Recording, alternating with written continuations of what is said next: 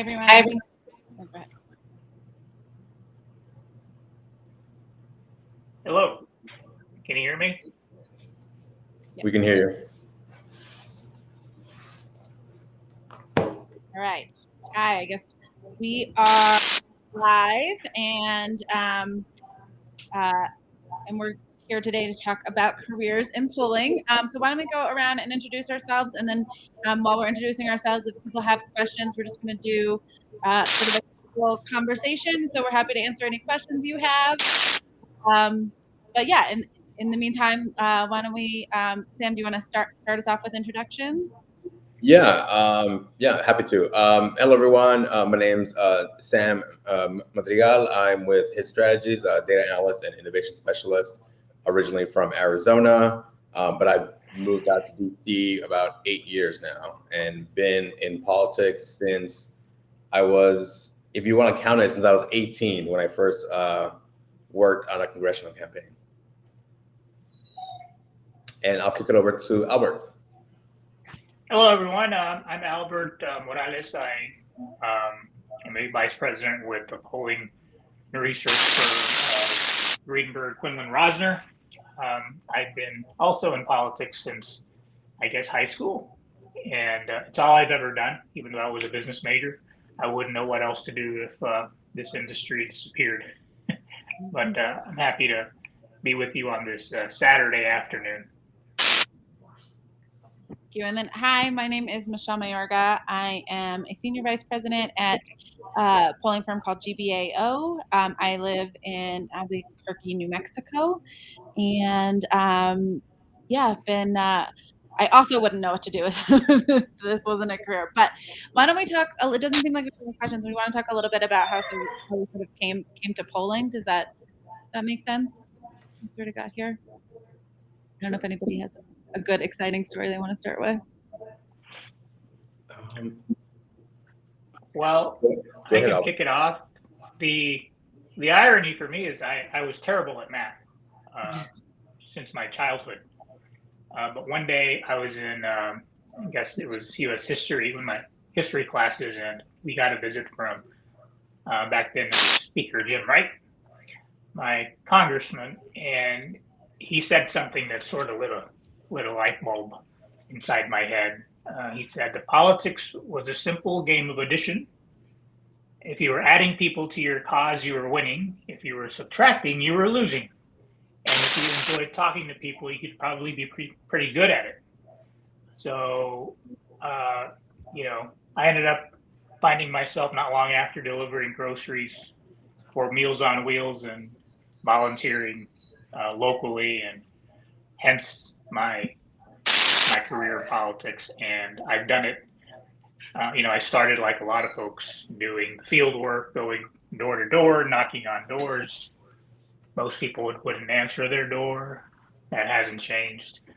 But it wasn't until, I guess, the last 5 years that I decided to make a transition from the government affairs space, where I'd been working in for several years, and transitioned back to politics. But I wanted to do something that I knew had longevity and something that I found interesting. And hence, that's where I got my start in the polling and research space. And years later, I'm convinced that it was probably the best move that I could have made. I wish I had done it sooner.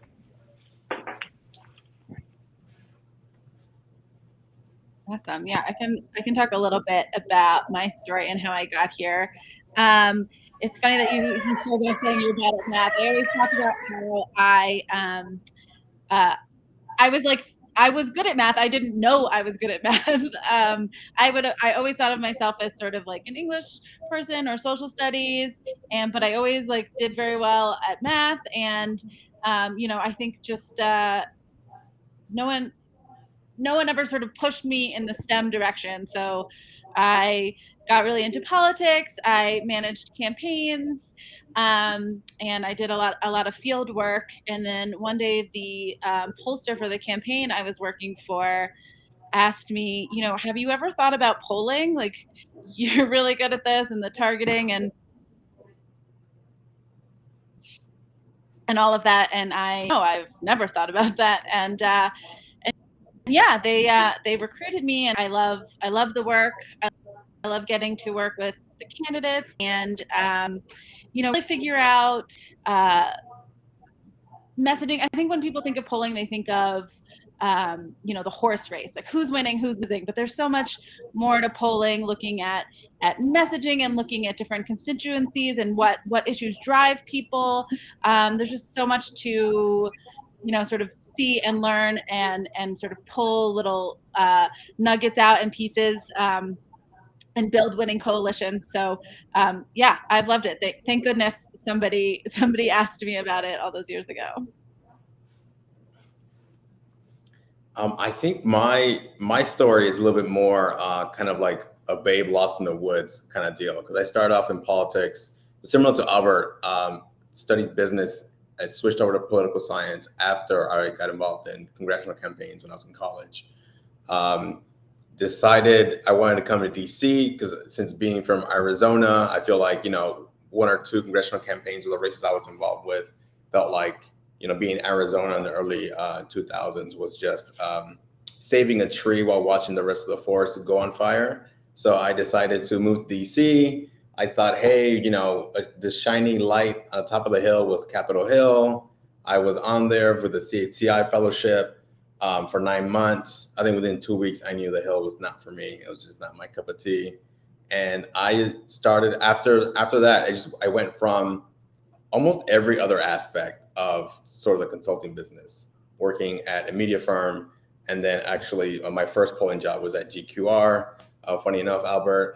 So from there, moving over to essentially 3 other polling firms, going from almost every job in polling, from research back back to the shop operations to now being the front facing front of the house and trying to drive innovation within Hit Strategies, which is the smaller startup that we just started up 2 years ago. So it's yeah, very funny. A lot of circles, a lot everywhere, but kind of well-rounded scope of kind of like what takes under the hood, but also what it takes to to develop a journey, like Michelle said, just like the messaging, but also so much more to pull into on that. So we don't have any questions in the chat. If anybody has questions, please put them in the chat. We're happy to answer them. I don't know if anybody else has questions they want. How have you all gone about diversifying your data collecting strategies? Great question. Anyone want to start us off? Or yeah, a lot of it, it's been just taking advantage of the technologies that are happening. People being on their phones more, people being on specific apps, but also just adopting we live in a very data centric world. So when you download an app, if you don't read, which I'm sure I'm definitely guilty of it, just the terms of service. Think of your personal data collection as a balloon, and every app you have on your phone is a hole in that balloon and water coming out. And there's someone somewhere with a bucket underneath it collecting that data.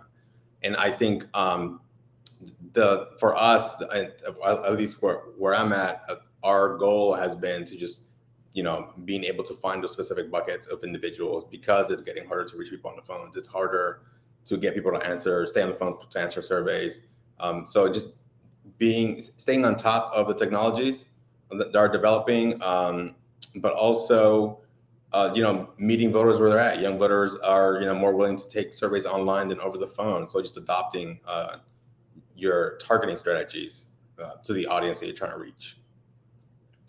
And I know I said a question about Jeremy about back of the house and front of the house. I mean, by the back of the house, I mean like sampling, cleaning the data, developing the target audience, and fielding this. It's more of the project management, like the nitty gritty of it.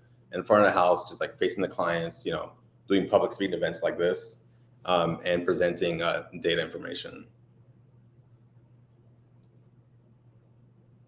And I'll kick it over to either Michelle or Albert. Do you have anything else?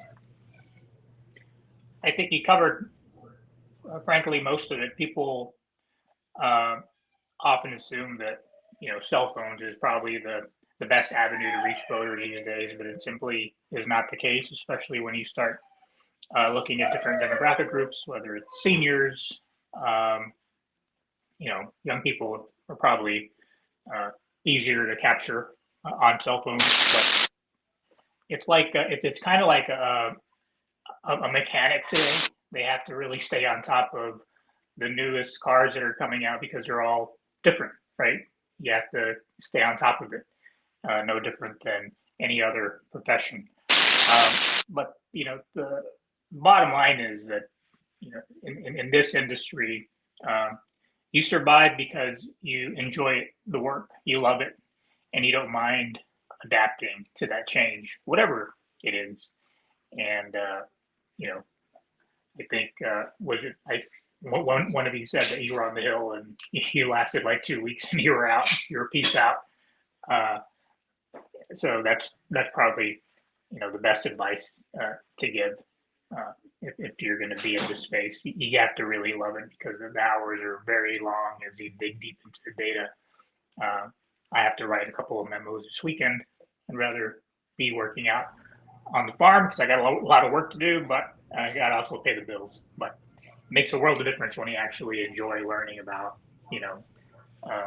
the background of a certain candidate and the electorate that they're trying to appeal to.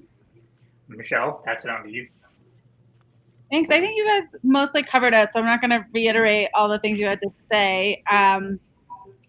I'm probably just I'm gonna pull out a question from the chat that I just want to address. It says, I'd love to hear how important formal ed is in the advancing in the career. Seems like there are a lot of masters and PhDs in the space, which I think is a really good question. I actually I have a college degree, but I don't have a PhD or a master's, unless you count. My PhD is in campaigns, I guess. I did a lot of work in the space as opposed to going and getting a master's or a PhD. I will say there are a lot of PhDs and masters in the space for sure, but I wouldn't say that necessary. I don't know if anybody wants to, but I wanted to address that one quickly. Yeah, I think there are no shortage of PhDs in this town in Washington, regardless of industry, whether it's polling, whether it's people on the Hill. I know people with less than a college education that have gone on to become chiefs of staff and in some cases very successful lobbyists. It comes back to your relationships and how you manage those relationships. When you get asked to do something like this on a Saturday afternoon, it's easy to just say no, but you're only as good as who you lift up behind you, whether it's someone, still in undergrad or high school, to let you know that there's a big future out there. There aren't enough people who look like us in this space, frankly, and that has to change because, we have, if we want to deviate a little bit from this, from your question, there's this huge debate right now going on about whether Latinos are base voters or not. I think we're swing voters. That's just my humble opinion. But there are too few voices having that conversation, and a lot of it is just it's an argument on Twitter that doesn't move the ball forward at all. This past week it was about Latinx. I know nobody uses the term Latinx, but who's to say that my daughter or the generation or two behind me isn't going to lift it up in some way down the road? I don't know. We need to dig deeper on some of those nuances. That's a long answer to your question, but just to give a little example of what I mean by, we need people from all sorts of backgrounds entering this space. That's a fact, and no margin of error there.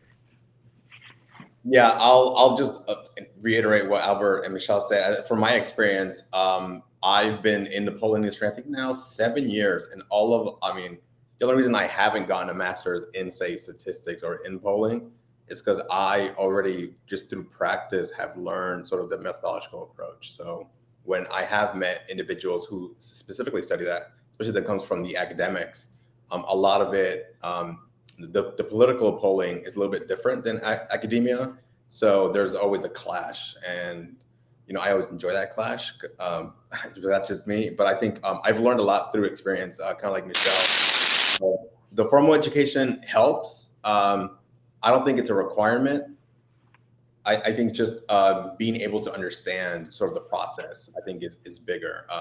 Because even individuals who I've met who've come from sort of the more academic, methodologically more rigorous polling background, they kind of struggle in the political space a bit because it's a different beast. Higher deadlines, like Albert said, higher stakes, tighter deadlines, and smaller budgets. So we're asked to do a lot with a little bit. So I think practice or just being familiar with the space is a lot better.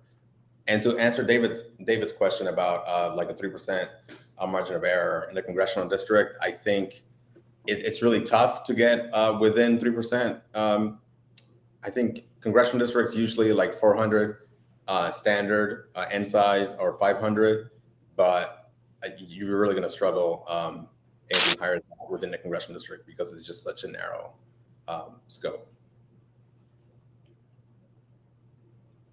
Thank you. So we have another question here from Jeremy. This might be odd. I don't think it's odd at all, actually. But I've been thinking a lot about creating emotional narratives that connect with voters. Obama was so magical at connecting with voters using hope.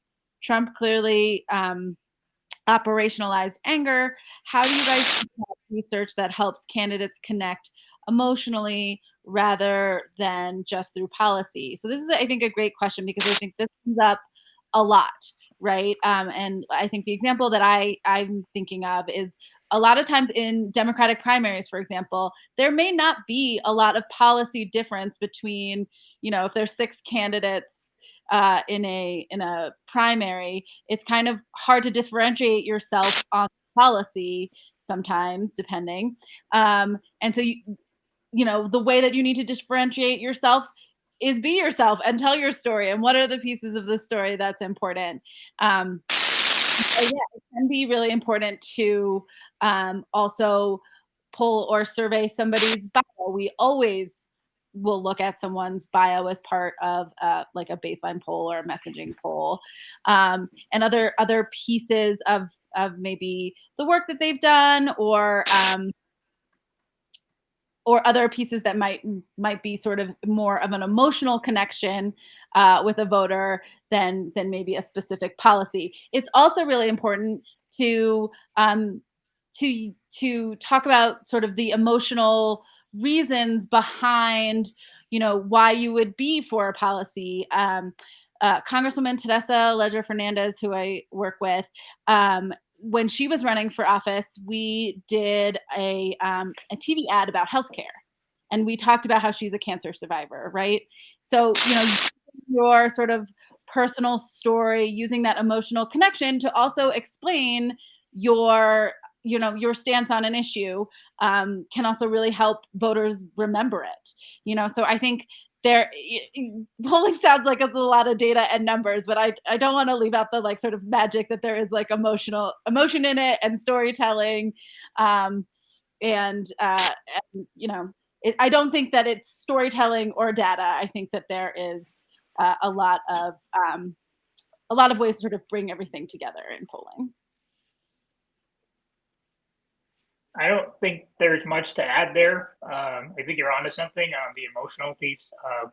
I think most pollsters would agree that anger is probably one of the strongest, if not the strongest, motivator for turnout on elections. That's why Trump gets that. The Republican get it. The Republican Party gets it. The old saying, though, they play baseball, Democrats play softball on that, and we're not very good at agitating voters on false narratives, for example. But I think Michelle put that together really nicely. That's probably the only thing I would add. Yeah, I agree. And like Albert said, like the old saying says, for primaries, especially presidential primaries, where Democrats fall in love or Republicans fall in line, that that emotional connection is very different amongst different audiences. And I think the data just helps us sort out what emotions are audiences are looking for. And I think in '08, very clearly people were looking for hope, I mean, given the economy. So I think that's right now our struggle right now is finding what the emotion is. People are pushing policy, build back better. We're seeing in our audiences that they don't know what that is. They don't understand. They don't have time to look through that bill. They just know that they're struggling right now. Their families are struggling, and COVID's still hanging over their head. So I think the emotion is emotion driven by data, like Michelle said. It's very, very important. Thank you. So we have another question here. What are each of your relationships with focus groups? You guys want to talk a little bit about focus groups? Yeah, the relationship is I would describe a love-hate relationship with focus groups, and we get a lot of great quotes in focus groups. There's no better way to find out what a voter thinks than sitting down and in a room, but now with COVID, through a virtual gathering like this about what exactly it is that they think about a specific candidate, specific policy. Love it. The hate part comes in having to sort through 2 hours, like from 8 to 10 p.m. If it's like during election cycle, like Monday through Friday, if not weekends.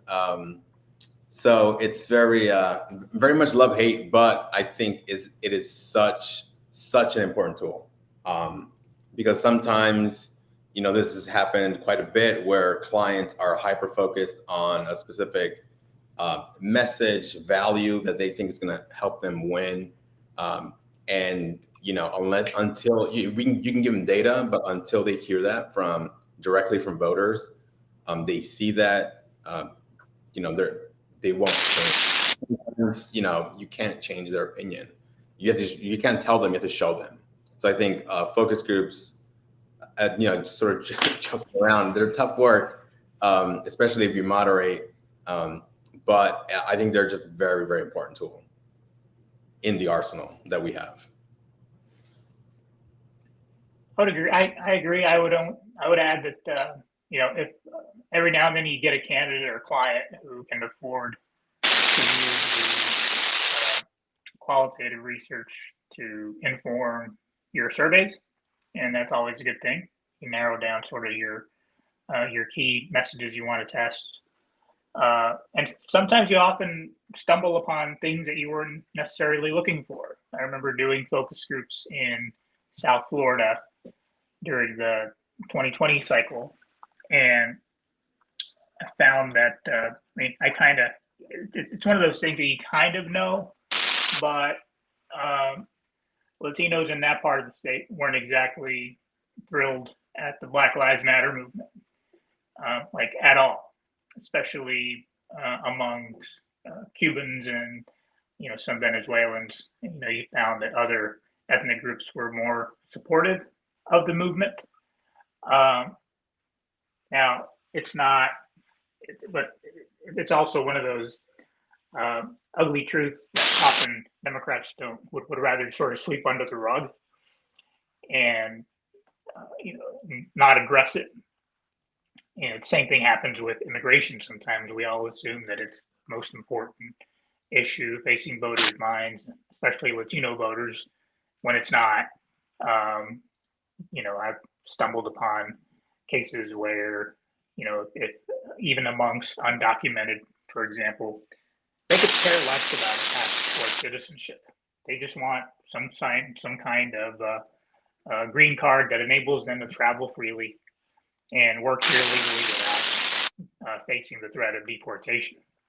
Now, that's not what comes out of Washington, but that's how the majority of them feel, especially those who have been here for 10, 15, 20 years and have missed weddings, funerals in some cases. the last thing on their mind is the path towards citizenship. Yet there's this, you know, uh, immigration reform now and a path towards citizenship with no wiggle room on the left, and we're stuck in gridlock. And given the way our majority is right now, it's not going to happen anytime soon. And so we're going to continue kicking the can down the road rather, and not address the issue. But again, you come across all kinds of issues in a focus group that sometimes you may not when you're doing a simple poll. Yeah, I mean, you guys covered a lot of it. I think focus groups are important because you hear voters in their own words, right? You can also catch a lot of nuance. So, right after Trump was elected, I had focus groups about the wall, and it was really interesting because it is not lost on Latinos that have been here for 13, 14 generations who are not threatened necessarily by immigration or something or anything along policy lines, but understand the wall or see the wall as one woman, it was a monument to hate. She understood that it was like about, an attack on us. And that is something that, and I think I had somebody cry in every focus group I did that year. And my bosses would like make fun, not make fun, but like tell me like, don't forget the tissues. Like there's gonna be crying. And it's like as Albert was saying earlier, it's one of the reasons why it's so important that we get more people of color into this space, right? Because you can sit in a room with somebody and have a connection with them and get sort of the real story out of them, right? As opposed to sitting in like focus group rooms are not always like cozy homey spaces for fun conversation. It's like a conference room, and so to sort of build that rapport with people, you have to have some conversational skills, but also some way of connecting, right? And so yeah, so focus groups can be, I'm with you on the love hate 100%. But they can be really really eye-opening, and you can sort of hear voters in their own words, which always helps me sort of think about the subject. I always have like one person from a focus group in my head, depending. There's always like one quote that sticks out to me. But anyway, okay, let's see.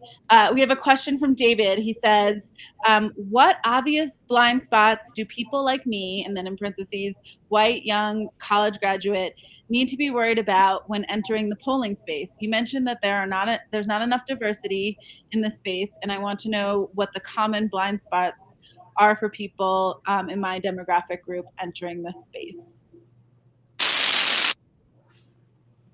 I don't know if you all have thoughts.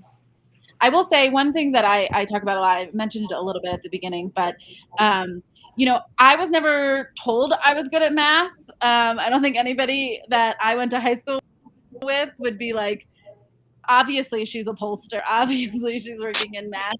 And so I think when I started out in polling, came into this space, maybe not so sure of my skills, and so being sure to highlight good things with coworkers, or really give people praise when they do good things. Not everybody, has all of the confidence or, feels as if they immediately belong in a room or a space where there's not a lot of people like them. I don't know what you all think. No, I definitely echo that. I think that's so important. And I think just being open to that, but also being self-aware as well. Because sometimes you run into individuals who are just trying to recreate something that happened in the past. They're like, oh, this election, this great election that happened for even 6 years ago is it's kind of like seen as an ideal election because we won so many seats, because we won this. People kind of get stuck trying to aim for that. You know, I think we still see it now where, for example, people are trying to chase down the Obama voters who ended up switching to Trump. They're just spending millions there. I think it's just being a little bit more self-aware and just be acknowledging of, that the electorate is changing, that the demographics of the country are changing, and that, what used to be your base back in the day, moving forward or even now, is changing pretty drastically. And we're seeing that, especially like Albert said earlier, amongst Latinos, where they're a very big persuasion group. But I don't think there's many people or a lot of people in the industry who would say Latinos are persuasion. They're our base. We just need to talk to them 3 weeks out of the election, and we'll be good. So I think just what Michelle said, just making sure that you're just aware of your surroundings, but also just self-aware in terms of like how you focus your energies on the type of audience that you try to motivate or turn out. I don't think I have anything to add to that, except maybe an example to back up my belief that we are becoming more of a persuasion group. People in this space often they get short-term memory. I still remember Cory Gardner in 2014 getting almost 50% of the Hispanic vote. Brian Sandoval of Nevada got well over 50% of Hispanic vote, if you believe in exit polls. And Susana Martinez, same thing down in New Mexico. So there is precedent for us. We gave George Bush over 40% of the Latino vote. So there are a number of, examples that you can draw from. I think where people are struggling right now is coming to terms with the fact that post-Trump, any Latino would even consider voting Republican. But it's still always, as our founder once said, or famously said, it's still the economy, stupid, and it always will be. And I'm telling you right now, this environment that we're in right now, I don't care what state we're polling in right now, it looks pretty brutal heading in the next year. Now, there's still time for a course correction, I think, but it's going to be, to your point, not talking to Latinos 3 weeks out, but like starting right now. And I mean like canvassing like right now and going out there and explaining what Build Back Better is. If that's the best Democrats can do to describe the bill, then, you better figure out a way to make it sound more sexy or more appealing. That's going to actually do something about reducing the cost of groceries, gas, and other expenses.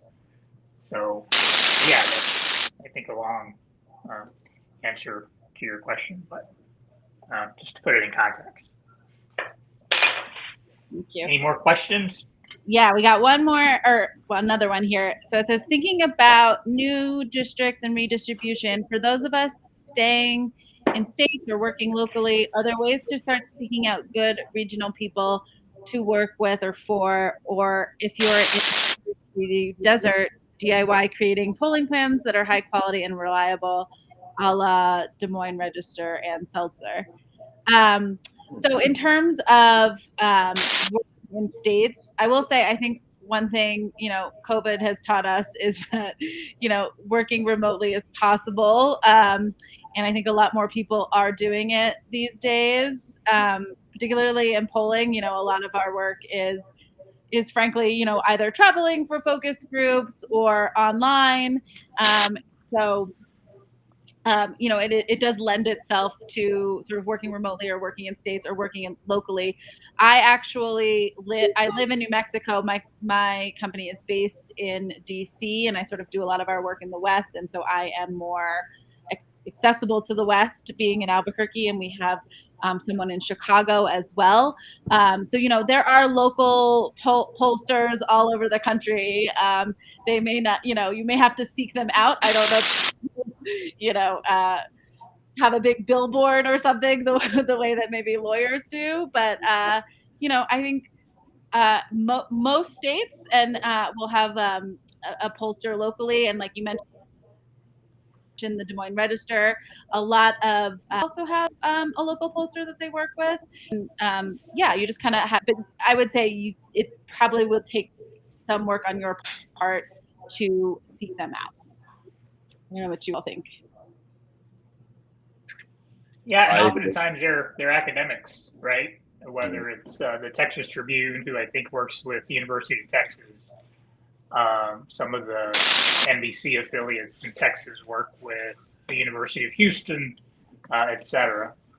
But at the end of the day, you really can't shortcut polling. You know, it is expensive. It's getting more expensive because people are, to your point earlier, Michelle, they just don't want to talk to people on the phone. So we're having to get more creative, spending more time on callbacks, etc. So, yeah, but you know, if you can find someone locally to that comfort level, it's fine. But you know, firms like GBAO, name the firm, GQR, we have sometimes combined decades of experience working in certain states, and that's why we get hired, because we have a good track record. And oftentimes, and you have to be political. You have to think politically. And oftentimes, these academics, I've worked with academics in the past where they might get the data, the science behind what goes into an instrument and its design, but their political acumen has been very lacking, and decisions have been made that I've seen simply were not in the best interest of the client, because they simply didn't. You can't know what you don't know, if that makes any sense. And I don't know if you agree or not. No, I absolutely agree, Albert. I think it's kind of like what I said earlier about, when I've seen the academics kind of approach the political space and there's a certain clash. I think that specifically, how Albert said it, is really the clash there, where the political acumen is there. The data needs to be in service of what the goals are, and you're really not advancing anything. But I think, like Michelle said, there's definitely a lot of publicly available data. If you're trying to create your own polling, there's a lot in the space. People just kind of do things, quote unquote, for fun, where it's like newspapers put out their own polls, specific organizations make that data publicly available. So there's a lot of, I think, more so than even, I want to say, like even 5 years ago, there's so much information out there of data being publicly available. Now, the trouble comes with that is too much data and you don't know, you're not able to filter that down. That's where the difficulty is. You get lost in the sea of numbers. But there's definitely tools available if, like Albert, a poll that's very specific to your candidate, your organization, your, whatever issue you're working on. But if you're, because of the price point, removes a lot of people, workarounds on data. You can't really tie, say, a campaign around a publicly available poll that's not really curated for race, but you can get an idea of like what the audience is, what the feeling is. Are they, feeling positive, negative? So there's workarounds to it. But like Michelle said, you really have to get creative. And it creates a lot of work on your part, for sure. Not sure that answers your question, Cass, but let us know. I think, yeah, we tried to go back. Sorry about that, Cass. So the next question, I'm gonna shuffle it a little bit. So the question is, what firms do you think have a good work culture? I've suffered from bad work culture in the political environment, and I want to avoid it. I don't know that we're gonna start talking about who has a good work culture or bad work culture. But I think there is something to be said for. And David, I don't know if you were on a campaign or at a consulting firm or something along those lines, but at least at a consulting firm exists all the time, right? You're going to see these people every day forever, maybe, right? Or at least the rest of your work life. And so I think there is much more emphasis put on work culture than there is on maybe a campaign or something like that, where it's much shorter term and higher stress.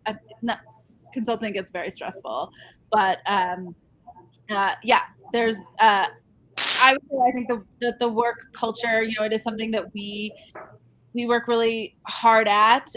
We are actually doing DEI training CBAO, and it's something that we are always looking at where I work and checking in with people. And I mean, my firm is also only about 24 people, so it's also not as heavy of a lift as working for a giant organization or a targeted race and there's 100 organizers. It is it much depends, and you're totally right, there can be certainly not the best work culture in the political environment, but I do think it is something that we're paying more and more attention to. I don't know how you all feel. Yeah, I have a similar take, I guess, but I would start by saying that, hey, going back to old sayings, but politics ain't beanbag. This isn't, you have to be prepared, especially in the early years, to deal with a lot of BS. There are, everyone likes to think of people who work in the progressive space as peace-loving, just nice, generous people. And at the end of the day, this is a business, whether it's a polling firm, a mail firm, a digital firm, you name it. It's about the bottom line. That's how you survive in this town, and it's always about getting the next project lined up. That said, I think if you look at any industry right now, the biggest problem is retention and keeping people. I think 4 million people left their jobs in October. So that's having an effect, obviously, on our economy. And I don't think the political space is divorced from that at all. I see it.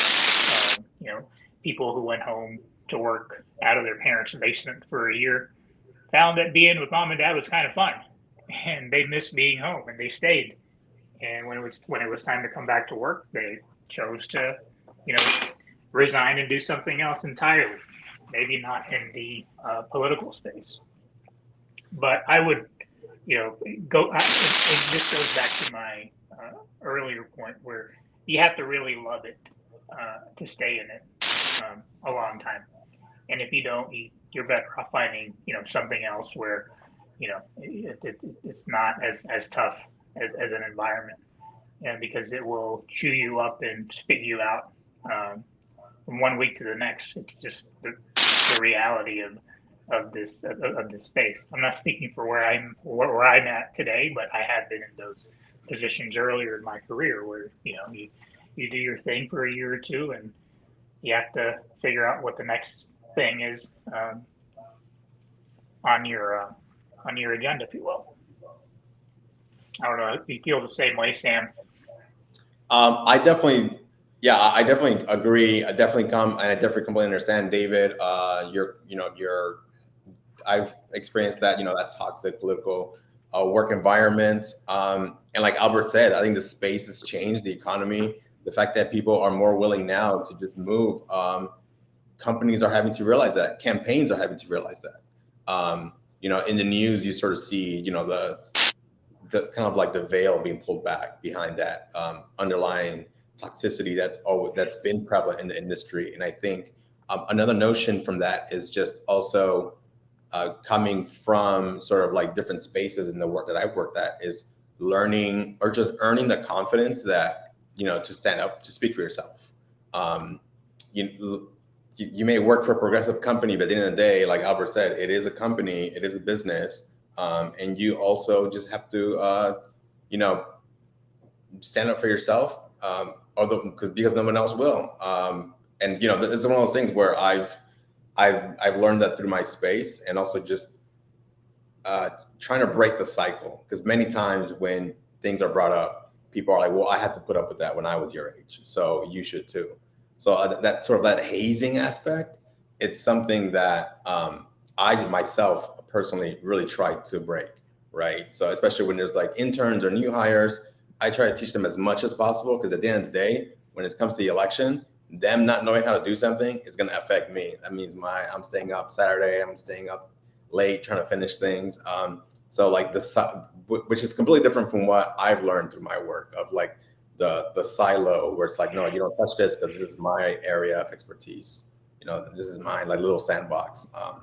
I think it's just yeah, I think it was changing.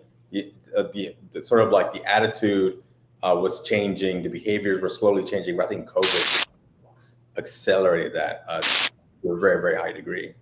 And we'll see where chips fall. I think it's still developing right now.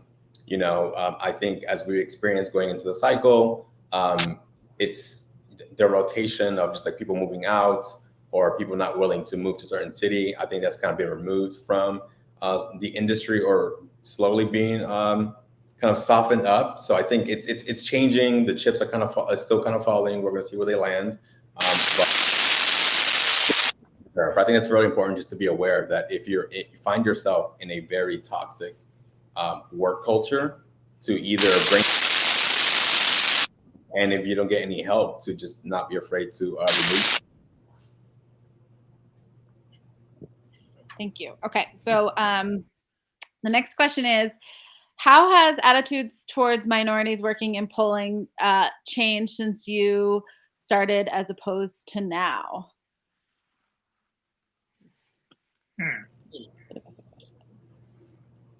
I think it's still evolving. Yeah, I will say they went from being just small oversamples to now being a large part of the base. I'll say that. That's like the easiest, more synopsis. We're still trying to sometimes with like, but I think, yeah, it's still developing. I think like Albert said, some people are sort of seeing the light where, okay, Latinos or other like Black or AAPI communities, they're important segments of the electorate, and especially in specific states or specific congressional districts, either for presidential, governor, what have you. There's different segments that they're very important, and it's developing. It depends on who you land on. If it's a candidate who's not willing to engage that community, there's no, you can kind of guide a horse to water, but you can't make it drink. It's finding that like Albert said, it's still developing. So in terms of minorities working in polling and how that's changed, I will say, I think there are more and more people of color working in polling every day, and it's great. And I think there are also more clients, more candidates, more groups sort of looking for diverse firms or people of color to work on their polling with them, and that is a complete change. That is not something people would necessarily have looked for or asked for. And part of that is like we have a more diverse range of candidates, I think, than we've ever had or that I'm used to having. And same thing with organizations want to sort of look more deeply at Latinos. You heard Albert talk a little bit about, whether Latinos are base or swing voters. Like that is a concept or a thought that would not have come up 10 years ago, 20 years ago. Like Latinos were just a monolith and you looked at them as a whole. You didn't necessarily, break it down even within Latinos. There's many different ways to look at it. So I think it has evolved for sure. I will also say that I as a woman of color working in polling, I will sometimes run into other pollsters who remain nameless who want to sort of like take me through the paces on a poll. For whatever reason, I will let you all decide what those reasons are. And this happened to me once on a call with a coworker, and I didn't think too much of it because it does just happen. And so I sort of answered the questions and whatever, we moved on. And he texted me after I finished answering his questions, "I am now a feminist." And I don't think I've ever gotten a text like that from a coworker. But like, I think another thing that has changed is I think just people are more sort of aware and see sort of see what happens. And so there's less of it, and eventually those posters will retire, and then polling will be rainbows and sunshine all around. I'll hold you to that, Michelle. I'm hoping Thank for a you. rainbow sunshine. Yeah, I think both of you nailed it. To answer your point about how we used to just be an oversample to now a much larger part of the overall respondents that we surveyed. Um, I'm sure both of you get any number of offers to jump ship regularly. LinkedIn is a funny platform, can be, so the demand is obviously increasing for us, and that's a good thing. But that goes to show that can't stress enough that we just need more people who look like us in this space, because clearly there aren't any, and it's not that either the client or the firm doesn't have good intentions. It just you can't have cultural competency in your organization if you don't have people who look like us at the table, and you're polling in 30 out of the 50 states, frankly, whether it's California, Nevada, Florida, Texas, name the state. We're everywhere now. We're not, we're not just resigned to working in states like California and Texas and Florida. Every state has a large enough population that you can, at minimum, oversample and get an accurate read of where we are as a community on any given issue. So I think to close that, the future looks bright, and I think the sky's the limit. Exactly. Okay, so next question is, and I love this question, so I probably will just also answer, but what is your advice to smaller campaigns who might not have the budget for extensive polling? So one of the things that I think is like really great about smaller campaigns is that you have a smaller electorate, right? And so I would start knocking doors early, and everybody thinks of door knocking as a time to sort of deliver messaging and talk about yourself. But also I would take a second to listen, at the doors, and be writing down or noting what issues you're hearing about at the doors, right? Obviously it's not it's not a random sample or whatever very fancy things, but taking stock in taking that moment to listen to voters and hear the issues that are coming up, I think can be a really helpful thing. And then, if you get that one poll, like you get to go in on a poll with the state house caucus or something like that, you have a sense of what issues you want to look into in that poll already. So that's my best advice for small campaigns that aren't going to have tons of money. It's do some listening as well as some message serving. Yeah, I agree there, Michelle. And to their question about for like the fine tuning of data, I think just reaching out to the community, learning, and then I think we said this earlier. There's a lot of publicly available data that's put out there by different newspapers. It's a little, it's a little difficult to kind of narrow down to a specific, say, Senate district in a state or a House district in a state, but you can learn like what the state overall, sort of by race, age, income. You can sort of on your own sort of use that publicly available information to narrow it down. And then I think as part of a smaller campaign, the grassroots is so important. You're essentially conducting one-on-one focus groups every time you go out there. And I think it's important to like take advantage of that opportunity. Yeah, I would just put the bow on that by saying that the fundamentals never change in most industries, and polling is not the exception. Door to door is, I still believe, the best way to reach voters. And sometimes they even open the door and talk to you. So, and when they do, that is worth its weight in gold. I forget how much money Mike Bloomberg spent on each voter, through TV ads and radio and digital, but it was a lot. Uh, yeah, I would always encourage any campaign, regardless of the size, to do as much canvassing as you can. I know it was difficult during COVID, and I think that's what the Republicans ate our lunch, right? They continued to do so, and we did not. And as a result, we paid dearly for it. Except in states like Arizona, where there was still some activity, I think, on the ground on the part of some progressive groups, but those were very few and far between.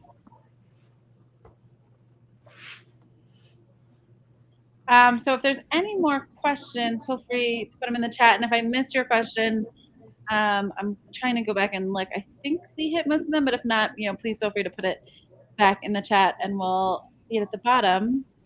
But we're actually almost at the end. Anyway, we have about 4 more minutes. Oh, go ahead.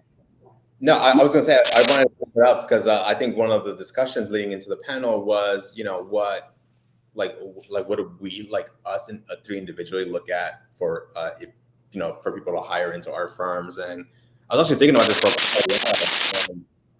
I honestly look for the eagerness to learn from people. I think you don't necessarily have to come from the educational background. I think we talked that earlier. We don't have to come with the experience. It's always nice to be an add-in. But I feel like I always like when either in an interview or in a resume, just the fact to show that, what I like to say is eager beavers, like the willingness to learn, because it's so much easier to teach someone something new, especially when it comes to polling, methodology, approach, than to untrain bad habits of someone who comes with their own preconceived notions of how things should function. And that just creates conflict and friction where in tight deadlines and very low, hard to reach budgets. And so it's conflict that can be avoided. And I think one of the things I especially look for in individuals is just that eagerness to learn. Even if it doesn't come from, no experience, no background or experience in say polling or work in general. It's how can you show me that you're very eager to learn something? But yeah, I think that's sort of my approach, just in case anyone who's watching this is looking to get into the industry. Yep. I will say that, so I actually head up our hiring committee at GBAO. And when I first started, we had, we're pollsters. So we had this spreadsheet with all of these areas to fill in, does this person know Qualtrics, or all these things, right? And we found that you're exactly right. It was much better to sort of simplify, obviously, specific questions and things we want to know, but is this person sort of ready to jump in with us and learn and be a part of the project, and fit into our office culture and be able to come to a meeting with the client and just be a part of sort of all of it, as well as having whatever skills are necessary, is super important, I think, what I look for.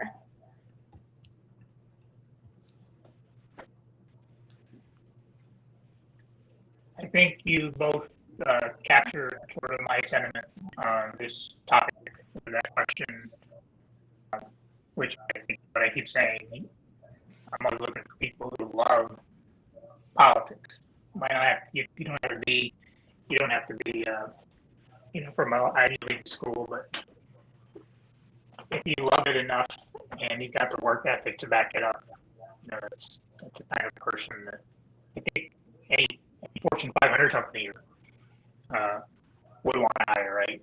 So yeah, that's sort of how I land on that question. And then somebody asked, how can we follow up with you after the panel? And I don't see a way for us to actually, we can't type into the chat, but I can tell you what my email address is.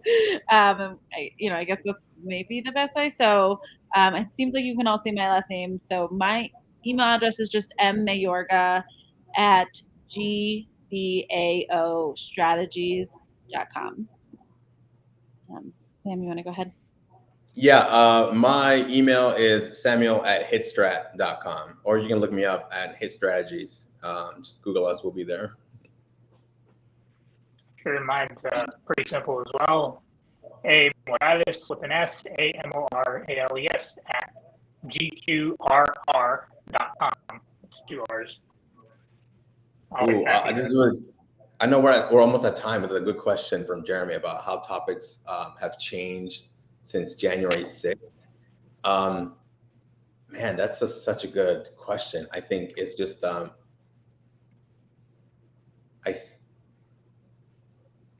you know what, it's changed in, for example, some of the cynicism in voters, especially voters of color, predominantly Black voters that we have found. It's, we show up, we show out on elections, and January 6th happens, and it seems like Democrats are just sort of pushing the white voters and ignoring policies that affect me, my family, my community. So I think January 6th,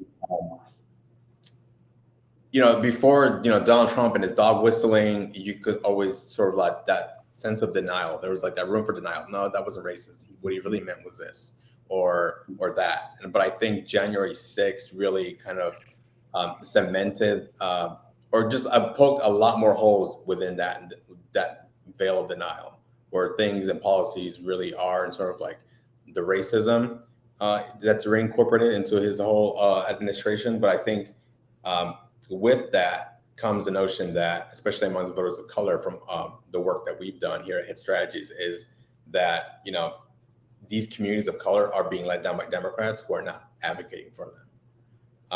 The same way that Republicans advocate for those people who stormed the Capitol, because they're seeing them on TV, they're seeing them being, interviewing congressmen who support those individuals, and so it's just like that sense of I don't want to go as far as say stab in the back, but it's just of being let down again. So it's definitely something. It goes back to sort of earlier in the hour when we talked about emotion, like what's the emotion to best get people out. And I think anger is really not it for our. It's more like hope, but it's getting harder. I feel like the cynicism has increased quite a lot. Could you repeat that question, Michelle, since I can't read it? Yes. So it says, have topics you're researching changed since January 6th? Well, yeah, I think education is now critical race theory, right? That's something that, even though it's not formal curriculum in our public schools, enough Virginia voters felt that it was. And it wasn't that Latinos and Blacks stayed out. It's more white voters who felt threatened by that topic came out in droves. And that's one thing that I guess that's one way. I guess the environment has shifted a bit, but I think this predates Virginia. I think it goes back to even, when Trump started running, the sky isn't really blue, right? It's a different color. And what they discovered is that they can really push the envelope on any given topic, just if they're base motivated. Even though it's not true, pick the topic and they'll drive it home all the way to election day. And we just don't. We come up with slogans like "Be kind" or, in this house, we respect, civil rights or whatever. What do you give two shits about that I talk to? frankly, that's not what they want to hear. They want, to your point, Sam, they want us to fight. And I remember seeing survey data in Texas when Beto ran the first time uh, against Cruz. And one of the findings was that he just doesn't fight back. And if you recall, it wasn't until October, I think, that he started doing, and even then they would call them contrast ads. They weren't, they weren't negative attack ads. They were drawing contrast. But by then, the narrative had already set, and it was too late to reverse it. In the eyes of enough voters in Texas, and they believed most of what Ted Cruz was saying about him was accurate. And that thing, I think, I'm still convinced it was winnable then. But, as time went on and on, and there was no rebuttal from that campaign on, the attacks that he was landing quite effectively. It was too little, too late in the game, and that's where I think that's why I've lost most of my hair as a Democrat, because sometimes you get tired of defending some of these actions or inactions in this case. And I digress. I don't want to end on a negative note. So if there's anything more positive, happy to address. I'll pick on what you just said. I think going back to what Albert just said, but also what he said earlier, where you have to have a notion of like something that you're driving towards, right? If you're looking for fame, if you're looking to be in front of TV, to be like a CNN pundit, to be that pollster, there's easier ways to do that. There's, for 9 to 5, I think it's really driving for me. I know from like the clients that we've had that we work on, organizations, campaigns, the end goal for them is to enact policies that help, working class families, which is like, my parents, how I grew up. And it's what drives me. It's what gets me up in the morning, where it's like, when I used to commute, but it was, it's long hours. That's what gets me up, is ensuring that if I do my job right, this client either wins, a policy gets enacted that makes the lives of working families like those of like mine, like alleviates their lives a little bit better. And so it's definitely have that that value going into, I would say, everything you're doing in life, but specifically when you're working in such a high-paced, high-stakes environment like political polling. Oh, sorry, no, there was a positive question where about what's the best part of the job. Okay, this is going to be our last question. 2 weeks.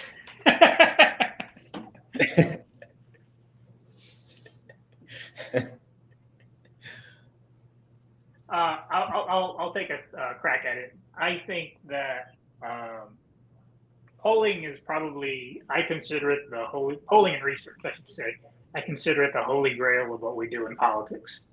Once you figure out how to dissect a poll and the instrument, or narrating or moderating a focus group, you can, I believe, pretty much take on any job in this town that is out there, whether it's in the government affairs space, whether it's on the Hill, whether it's at a mail firm, because how to read voters better than most. It's not easy, right? If it were easy, we wouldn't get rewarded as we do. But knowing that, and just the interesting people that you come across, whether it's the multi-billionaire who wants to run for office, but you run a poll for her and you find that she's unelectable because she comes from a state that won't elect a Democrat.